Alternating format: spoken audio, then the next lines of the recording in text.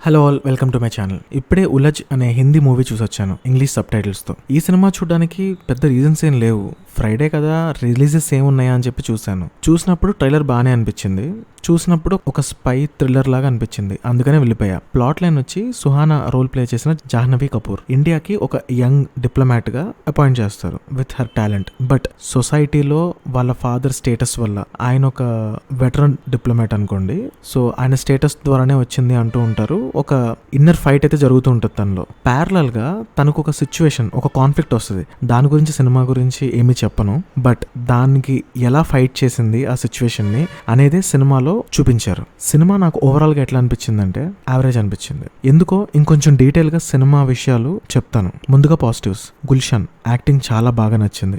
Jahnavi Kapoor acting was decent. ట్విస్ట్లు కూడా చాలా బాగున్నాయి, బాగానే దాన్ని ప్లేస్ చేశారు. సినిమాలో ఉన్నదానికంటే ఎక్కువ హైప్ ఇచ్చి యాక్షన్ అది ఇది చేయకుండా సింపుల్ గా న్యాచురల్ గా చూపించాలని ట్రై చేశారు. ఆ సిచ్యువేషన్స్ బాగానే ఉన్నాయి. ఇకపోతే నెగటివ్స్. నెరేషన్ చాలా డిసెంగేజింగ్ గా ఉంది. మియాంగ్ చాంగ్ క్యారెక్టర్ ఒకటి ఉంటుంది, ఆయన పేరు పలకటం కరెక్ట్ గా కుదరలేదు, బట్ చాలా మంచి యాక్టర్.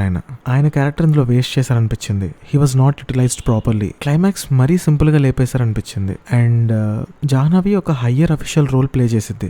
అఫ్ కోర్స్ సినిమాలో మనకి ఆ చెప్పే ప్రయత్నం కూడా చేస్తారు, ఫిజికల్ ట్రైనింగ్ అనేది వీళ్ళకు ఉండదు అని. ఎందుకంటే వాళ్ళ మైండ్ తో ఫారెన్ పాలసీస్ గురించి కానీ చాలా నెగోషియేషన్స్ చేసి చాలా తెలివిగా మాట్లాడతారు. సో అంత టాలెంటెడ్ రోల్ ప్లే చేసిన ఆవిడ అలా ఈజీగా ఎలా నమ్మేసి మోసపోతారు అనే ఫీలింగ్ వచ్చింది సినిమా చూసినప్పుడు. అండ్ వన్ మోర్ థింగ్, అంత లోకి తనని ఒక విక్టిమ్ స్టేజ్ లో కూర్చోబెట్టిన తర్వాత తను రివోల్ట్ అయ్యే సిచ్యువేషన్ ఏదైతే ఉందో దాన్ని చాలా సినిమాటిక్ లిబర్టీ తీసుకుని చాలా హై చూపించవచ్చు, బట్ ఎక్కడ అంత కన్విన్సింగ్ గా పెట్టలేదు. మీరు మన సోషల్ మీడియాలో చూసే ఉంటారు, ఫారెన్ డిప్లొమాట్స్ తో మన కంట్రీ వాళ్ళు ఎలా మాట్లాడతారు హయ్యర్ అఫీషియల్స్ అని. దానికి ఒక చిన్న బ్యాక్గ్రౌండ్ మ్యూజిక్ వేసి ఎంత హైని ఇస్తుంది అది చూస్తున్నప్పుడు.